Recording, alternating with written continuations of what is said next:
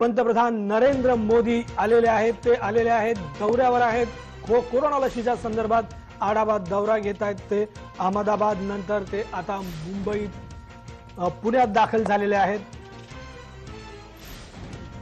पंतप्रधान मोदींचा कोरोना हा लशीचा आढावा दौरा आहे। पुण्यात घेणार कोरोना लशीच्या तयारीचा आढावा। अहमदाबाद, हैदराबाद मध्ये ही लस निर्मिती केंद्राला नुकतीच त्यांनी भेट दिली। पुण्याच्या दौऱ्यावर आहेत। पुण्याच्या दौऱ्यावर आल्यानंतर ते शास्त्रज्ञ आणि सिरम इन्स्टिट्यूटचे प्रमुख अदर पुनावाला यांच्याशी चर्चा करणार आहेत। लसी संदर्भातली माहिती घेणार आहेत। कोरोना संदर्भातली लस देशवासियांच्या सेवेसाठी लवकरात लवकर उपलब्ध व्हावी या दृष्टीने तयारी सुरू आहे। यात संपूर्ण तयारीचा आढावा घेण्यासाठी पंतप्रधान आज देशभरात विविध ठिकाणी जात आहेत।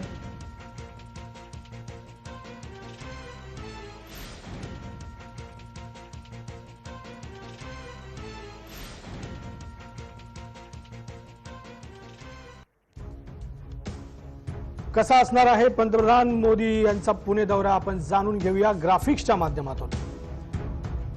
4:15 वाजता मंजरी हेलिपॅडवर त्यांचं आगमन होत आहे। 4:25 ते सिरम इन्स्टिट्यूट मध्ये दाखल होतील।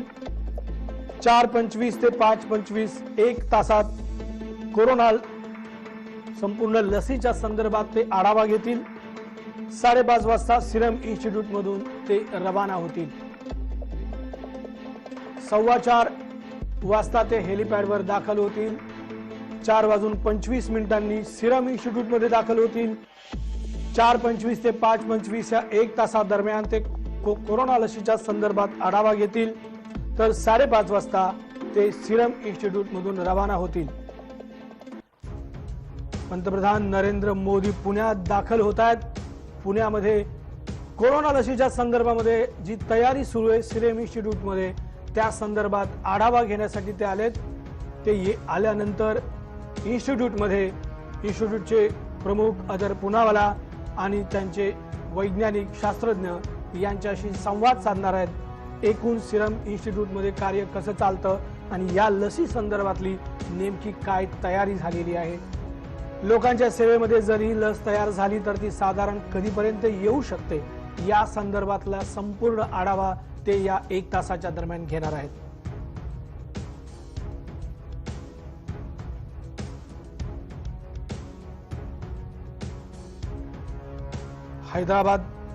अहमदाबाद, हैदराबाद नंतर पुण्यामध्ये येत आहेत पंतप्रधान नरेंद्र मोदी। वॅक्सिनच्या संदर्भामध्ये हा त्यांचा दौरा सुरू आहे। इन्स्टिट्यूट्सना भेट देण्याचं काम आज दिवसभरात त्यांनी केलेलं आहे। या भेटी दरम्यान त्यांनी माहिती घेतलेली आहे की लस साधारण देशवासियांच्या सेवेमध्ये कधीपर्यंत येऊ शकेल। कोरोनापासून बचाव करण्यासाठी देशवासियांच्या सेवेत ही लस लवकरात लवकर उपलब्ध व्हावी यासाठी ते जातीनं प्रत्येक इन्स्टिट्यूट मध्ये जाऊन तयारीचा आढावा घेत आहेत।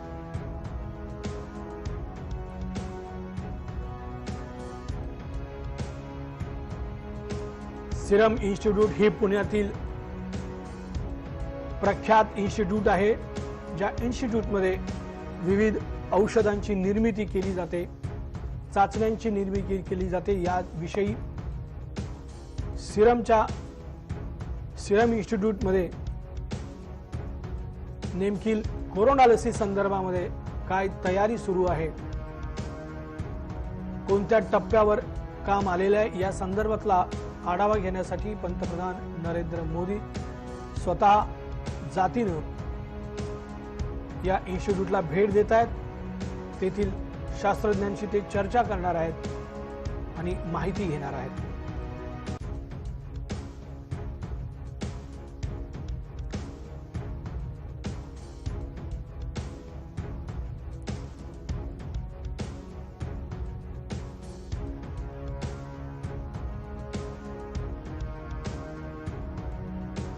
मोदी यांनी आज अहमदाबाद येथे इन्स्टिट्यूटमध्ये जाऊन लसीच्या संदर्भामध्ये माहिती घेतली, त्यानंतर हैदराबादमध्ये गेले, त्यानंतर आता मोदी पुण्याला येत आहेत। पुण्यामध्ये आल्यानंतर ते सिरम इन्स्टिट्यूटमध्ये दाखल होतील 4:15 वाजता, हेलिपॅडवर येतील। 4:25 ते इन्स्टिट्यूटमध्ये येतील। 4:25 ते 5:25 दरम्यान 1 तास ते शास्त्रज्ञांशी चर्चा करतील, कोरोना लसीच्या संदर्भातील आढावा घेतील। त्यानंतर ते 5:30च्या सुमारास तिथून निघतील, असा एकूण त्यांचा दौरा आखण्यात आलेला आहे। या दौऱ्यादरम्यान त्यांनी कोणताही इतर कार्यक्रम घेतलेला नाही, केवळ हा वॅक्सिन दौरा असेल। देशवासियांच्या सेवेमध्ये कोरोनाची लस केव्हा उपलब्ध होईल यासाठी त्यांचा हा दौरा आहे।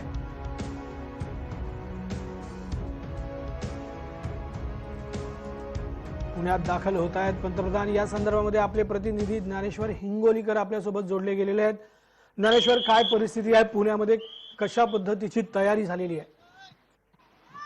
अर्थातच पंतप्रधान नरेंद्र मोदी हे पुण्यात येणार या दृष्टिकोनातून सुरक्षेच्या बाबूने सगळ्या ज्या गोष्टी आहेत त्या तैनात करण्यात आलेल्या आहेत। अगदी थोड्या वेळात पंतप्रधान नरेंद्र मोदी हे पुण्यामध्ये दाखल होणार आहेत आणि त्यानंतर 1 तासाचा त्यांचा पुणे दौरा असणार आहे। अर्थात कोरोनाच्या या संदर्भानं लस यावी आणि त्यासाठी म्हणून सिरम इन्स्टिट्यूटला आतापर्यंत लसीच्या संदर्भानं कुठपर्यंत तयारी आली याचा आढावा घेण्यासाठी म्हणून पंतप्रधान मोदी हे पुण्यात येत आहेत। 1 तासाचा हा दौरा असेल।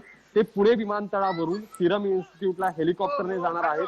त्या ठिकाणी दौरा झाल्यानंतर एकूणातच ही माहिती घेतल्यानंतर कशा पद्धतीनं यावर पुढे कार्यपद्धती केली जाते, काय नेमका रिझल्ट पुढे येतोय याकडे सगळ्यांचं लक्ष असेल। तयारी कशा पद्धतीची आहे सिरम संस्थेच्या संदर्भामध्ये? काय तिथे आता सुरक्षा व्यवस्था आखण्यात आली आहे, काय नेमकी परिस्थिती? नक्कीच सुरक्षेच्या दृष्टिकोनातून सगळ्या बाबी सुरक्षा व्यवस्था तैनात करण्यात आलेली आहे। पोलीस असतील, एकूणात सगळी सुरक्षा व्यवस्था असेल ही देखील त्या ठिकाणी तैनात करण्यात आलेली आहे। 1 तासाचा तो दौरा असणार आहे आणि त्यानंतर ते यानंतर दिल्लीला रवाना होणार आहे। जनतेच्या दृष्टीने हा दौरा किती महत्वाचा वाटतोय? लस कधीपर्यंत उपलब्ध होईल सिरम इन्स्टिट्यूट कडून, काही अशा पद्धतीचे संकेत मिळत आहेत का? नक्कीच सुरेश सर, कोरोनाच्या या सगळ्या पार्श्वभूमीवर लस ही अत्यंत महत्वाची आहे। लस जर आपण पाहिली ती लवकरात लवकर येणं अपेक्षित आहे आणि अशा अवस्थेमध्ये आता ही भेट किती महत्वपूर्ण ठरते याकडे सगळ्यांचं लक्ष असेल। सुरेश सर, धन्यवाद ज्ञानेश्वर, तुम्ही दिलेल्या या संपूर्ण माहिती संदर्भात। आपण पाहतोय की पुण्यामध्ये थोड्याच वेळात पंतप्रधान नरेंद्र मोदी दाखल होत आहेत पुणे विमानतळावरून। आता आपण पाहिलं की कशा पद्धतीची तयारी आहे, सुरक्षा यंत्रणा किती सज्ज झालेल्या आहेत। थोड्याच वेळात ते दाखल होतील, त्यानंतर सिरम इन्स्टिट्यूटमध्ये जातील। इन्स्टिट्यूटमध्ये गेल्यानंतर तिथे ते सर्व शास्त्रज्ञांशी चर्चा करणार आहेत।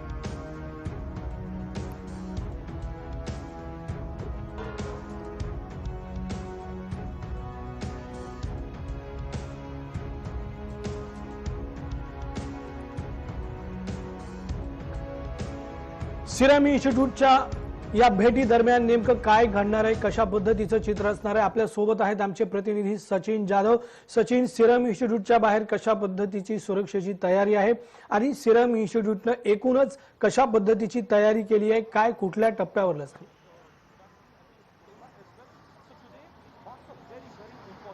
सुरेश सर, खरं तर आपण पाहतोय गेले अनेक महिन्यांपासून राज्यासह देशामध्ये कोरोनाचं मोठं सावट आहे आणि त्या पार्श्वभूमीवर पुण्यातील जे सिरम इन्स्टिट्यूट आहे त्या ठिकाणी कोरोनाची लस जी आहे ती त्याचं उत्पादन खरं तर सुरू आहे।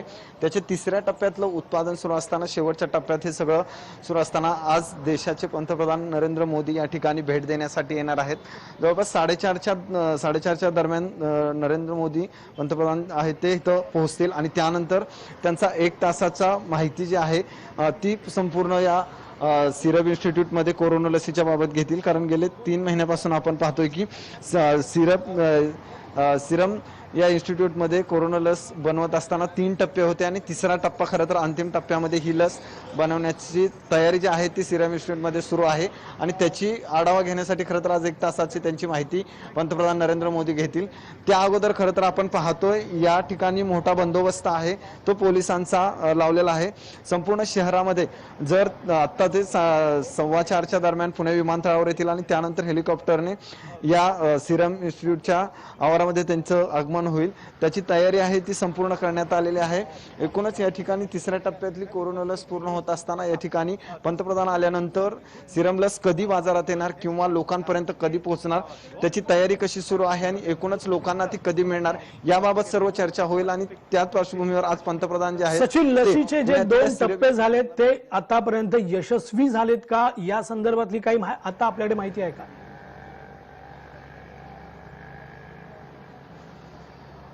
खरं तर गेले 3 महिन्यापासून आपण पाहतो की सिरम इन्स्टिट्यूट जे ऑक्सफर्ड विद्यापीठाकडून लस तयार करण्यात आली त्याचं उत्पादन करण्याचं काम सिरम इन्स्टिट्यूटला देण्यात आलेलं आहे आणि ते उत्पादन होत असताना खरं तर यांच्याकडे जवळपास 4 कोटीच्या वरती वॅक्सिन तयार आहेत। मात्र ते संपूर्ण तयार होत असताना या ठिकाणी अजून कुठलीही माहिती जी आहे ती बाहेर काढली जात नाही की ही कधी लोकांना देणार किंवा ते 2 टप्प्यामध्ये काय झालं। मात्र आता तिसरा टप्पा जो आहे तो अंतिम टप्पा मानला जातोय आणि त्या पार्श्वभूमीवर खरं तर आज पंतप्रधान नरेंद्र मोदी सिरम इन्स्टिट्यूटला भेट देऊन या ठिकाणचा आढावा घेतील आणि कदाचित जानेवारीच्या पहिल्या आठवड्यात या ठिकाणी सिरम मध्ये इन्स्टिट्यूटमध्ये जी कोरोना लस आहे ती बाहेर येण्याची शक्यता आहे आणि त्याच पार्श्वभूमीवर खरं तर आज पंतप्रधान नरेंद्र मोदी जे आहेत ते सिरमला भेट देणार आहेत आणि इथल्या तयारीचं खरं तर माहिती घेण्यासाठी येत आहेत। त्यामुळे 1 तासाची त्यांची या ठिकाणी चर्चा सिरम मधील अधिकाऱ्यांशी होणार आहे आणि त्यानंतर खरं तर याबाबत माहिती जी आहे ती पुढे येणार आहे। धन्यवाद सचिन, तुम्ही दिलेल्या या संपूर्ण माहितीच्या संदर्भामध्ये आपण तुमच्याकडून वेळोवेळी माहिती जाणून घेतच राहू। आपण पाहतो आहोत पुण्यामध्ये नरेंद्र मोदी दाखल होऊन थोड्याच वेळात होतील आणि ते सिरम इन्स्टिट्यूटला भेट देतील।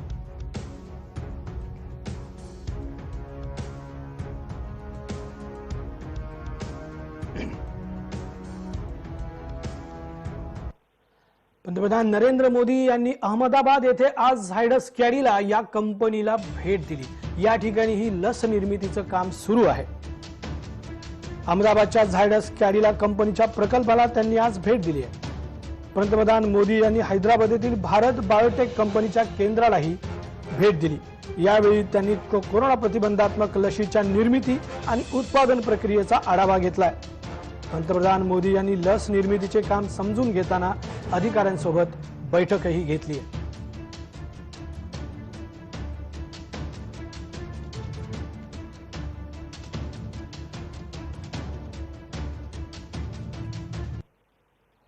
राष्ट्रवादीच्या खासदार सुप्रिया सुळे यांनी पंतप्रधान नरेंद्र मोदी यांच्या दौऱ्यावरून खोपळ खरी मारली आहे। बघा दुनिया घूम लो, हमारे पुणे के आगे कुछ नहीं, अशा पद्धतीचं त्यांनी वक्तव्य केलंय। जग फिरल्यावर शेवटी आमच्या पुण्यातच लस सापडणार।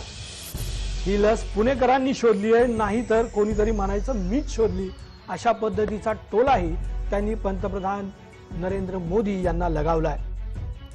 जग फिरा, कुठेही जा, पण शेवटी लस पुण्यातच सापडणार, अशा पद्धतीचा कोपरखळी सुप्रिया सुळे यांनी लगावली।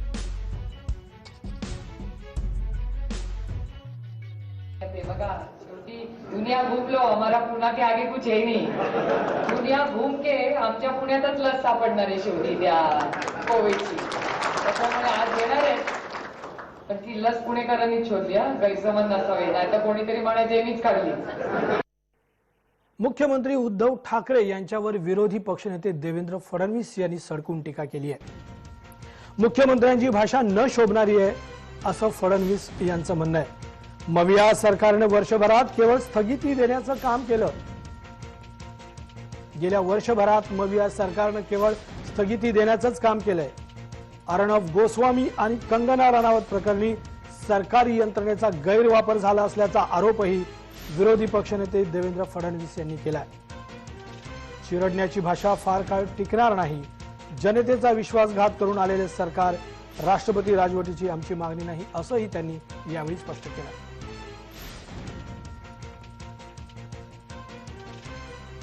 मुख्यमंत्र्यांची मुलाखत ही केवळ टीका टिप्पणीमध्ये केली आणि आश्चर्य आहे, महाराष्ट्राच्या इतिहासात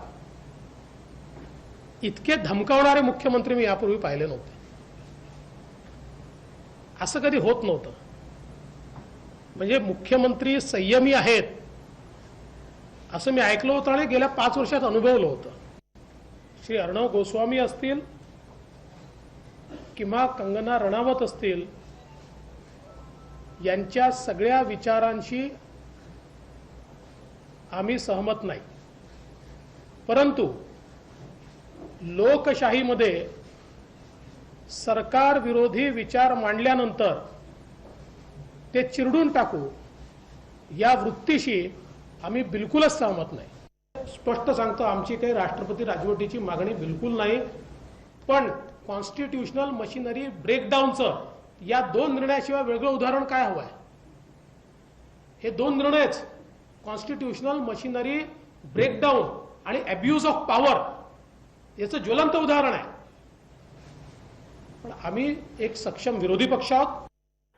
दरम्यान देवेंद्र फडणवीस यांनी मुख्यमंत्र्यांची संपूर्ण मुलाखत पाहिली हे महत्वाचं आहे, असा टोला शिवसेना नेते संजय राऊत यांनी लगावलाय।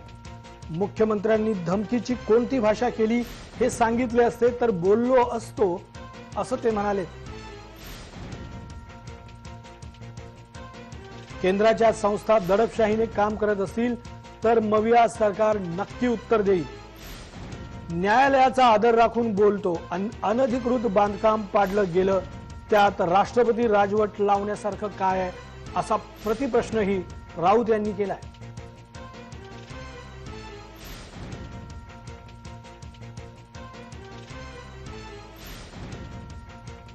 मुख्यमंत्र्यांनी धमकीची भाषा वापरली। आता मुख्यमंत्र्यांनी धमकीची भाषा नक्की कुठे वापरली त्यांनी अंडरलाईन केलं असतं तर मला त्या विषयावर देवेंद्रजींना उत्तर देता आलं असतं। पण राज्याचे मुख्यमंत्री आहेत उद्धव ठाकरे, जर एखादी केंद्रीय तपास यंत्रणा दडपशाही पद्धतीनं महाविकास आघाडीतल्या लोकांच्या मागे लागत असेल बेकायदेशीरपणे, तर त्यांना त्याच भाषेत उत्तर देणं हे मुख्यमंत्र्यांचं काम आहे। पण ते शिवसेनेचे पक्षप्रमुख सुद्धा आहेत, हे लक्षात घ्या। एखाद्या निर्णयावर राष्ट्रपती राजवटीची मागणी होणार असेल तर त्यांनी मागणी करून एक नवीन पायंडा पाडला पाहिजे। असं काय केलं महाराष्ट्र सरकारने? न्यायालयाचा आदर राखून बोलतो, एक बेकायदा बांधकाम तोडला असेल महापालिकेने, हा विषय राष्ट्रपती राजवट लागू करण्याचा होतो का? बातमीपत्रात आता वेळ झाली आहे एका छोट्या विश्रांतीची। आपण कुठेही जाऊ नका, पाहत राहा जय महाराष्ट्र न्यूज।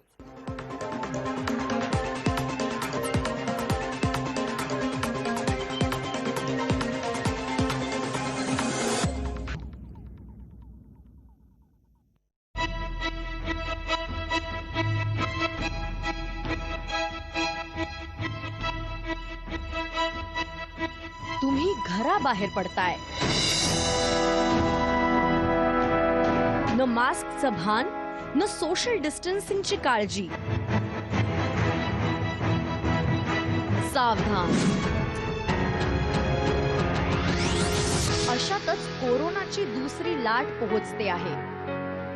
कसं जपाल स्वतःला ते जाणून घ्या टार्गेट कोरोना या कार्यक्रमात। टार्गेट कोरोना सोमवार ते शुक्रवार रात्री 7:56 जय महाराष्ट्रवर।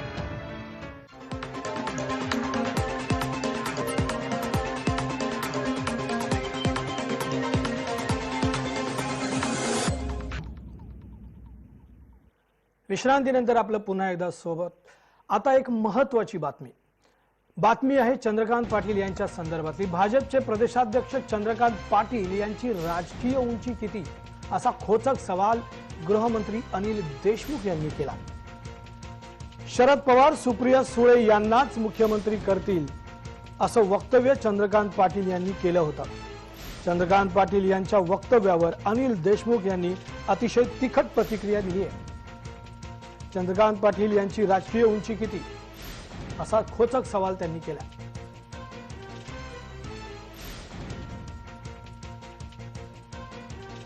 चंद्रकांत पाटलांची राजकीय उंची काय आहे याची आपल्या सर्वांना कल्पना आहे। आपली काही उंची नसताना, काही कर्तृत्व नसताना चंद्रकांत पाटील फक्त मोठ्या मोठ्या लोकांच्या बाबतीत वक्तव्य करत राहतात। त्यांनी स्वतःची उंची काय ते पद पाहिलं पाहिजे, तपासलं पाहिजे आणि अशा पद्धतीचं वक्तव्य करणं हे योग्य नाही, हेच मी आज आत्तापर्यंत सांगतो। मेट्रो कारशेडवरून आता राज्य आणि केंद्राचा वाद पेटण्याची चिन्ह दिसू लागलेली आहेत।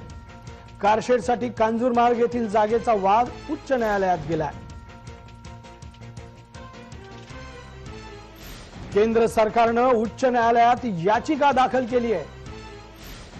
या याचिकेची पुढील आठवड्यात सुनावणी होणार आहे। MMRDA ला जागेचा ताबा देण्याच्या आदेशाला अंतरिम स्थगिती देण्याची मागणी केंद्र सरकारने केली आहे। राज्य सरकारने कांजूरमार्गच्या जागेवर मेट्रोसाठी कारशेड उभारण्याचा निर्णय घेतल्यानंतर केंद्र सरकारने ही जागा आपली असल्याचा दावा केला होता। तरीही राज्य सरकार या जागेवर मेट्रो कारशेड उभारणीच्या कामाला सुरुवात करत असल्याने केंद्र सरकारने आता न्यायालयातच याचिका दाखल केली आहे।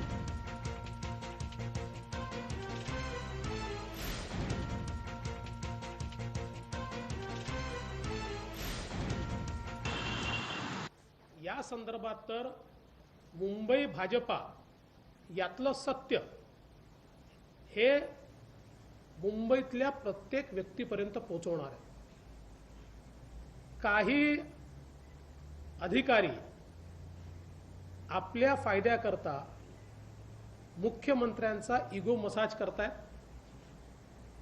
आणि मुख्यमंत्र्यांची दिशाभूल करतायत आणि त्यातनं आरे कारशेड सारखे निर्णय जे मुंबई विरोधी निर्णय आहेत, मुंबईच्या सामान्य माणसाच्या विरोधातले निर्णय आहेत आणि सर्वोच्च न्यायालयाने दिलेल्या निर्णयाच्या विरोधातले निर्णय आहेत। त्यामुळे या संदर्भात मुंबईतल्या प्रत्येक व्यक्तीपर्यंत याचं सत्य हे आम्ही एका छोट्याशा पुस्तिकेच्या माध्यमातून पाठवणार आहोत। दरवर्षी फेब्रुवारी महिन्यात घ्यावी लागणारी 12वीची परीक्षा यंदा एप्रिल महिन्यात घ्यावी लागणार आहे। शालेय शिक्षण मंत्री वर्षा गायकवाड यांनी जय महाराष्ट्राला याबाबतची माहिती दिली आहे। मार्च मध्ये होणारी 10वीची परीक्षा मे मध्ये घ्यावी लागणार आहे। 1ली ते 8वीच्या विद्यार्थ्यांचा अभ्यासक्रम कमी करावा लागेल असंही वर्षा गायकवाड यांनी सांगितलंय। विद्यार्थ्यांचं निरीक्षण करून गेल्या वर्षीप्रमाणे पुढील इयत्तेत टाकता येईल का या संदर्भातही लवकरच निर्णय घेण्यात येईल असंही वर्षा गायकवाड यांनी स्पष्ट केलंय। भविष्यात परिस्थिती पाहून निर्णय घेतले जाणार आहेत। फेब्रुवारी महिन्यात होणारी 12वीची परीक्षा यावर्षी एप्रिल महिन्यात घ्यावी लागणार आहे। कोरोनाच्या पार्श्वभूमीवर हा निर्णय घेण्यात येणार आहे।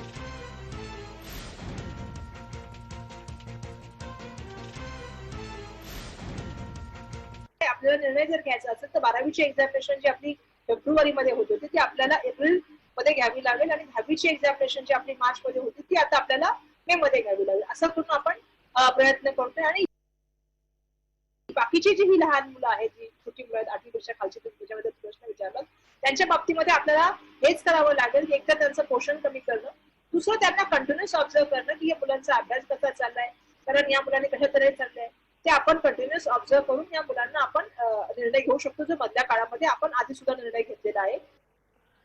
शालेय विद्यार्थ्यांची आता दप्तराच्या ओझ्यातून सुटका होणार आहे अशा पद्धतीचं धोरण केंद्र सरकार आखतात।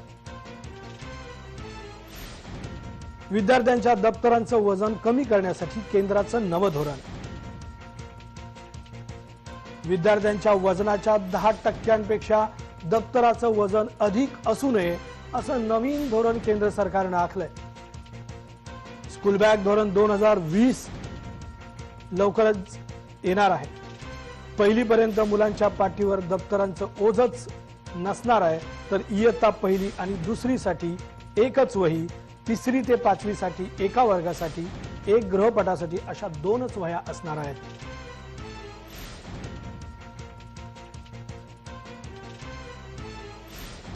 दप्तराच्या ओझ्यामुळे पाठदुखीचे, मानेच्या मणक्याचे अनेक आजार उद्भवलेले आहेत। इतका गंभीर प्रश्न असूनही याच्याकडे पूर्णपणे दुर्लक्ष झालेलं आहे। आज केंद्र सरकारने जे धोरण जाहीर केलेलं आहे याच्यामध्ये ज्या काही हायकोर्टामध्ये आम्ही मागण्या केल्या होत्या त्याच्यापैकी बऱ्याचशा गोष्टी त्यांनी या धोरणामध्ये निश्चित केलेल्या आहेत। या सर्व बातम्यांसह आता वेळ झाली आहे इथेच थांबण्याची। आपण कुठेही जाऊ नका, पाहत राहा जय महाराष्ट्र न्यूज।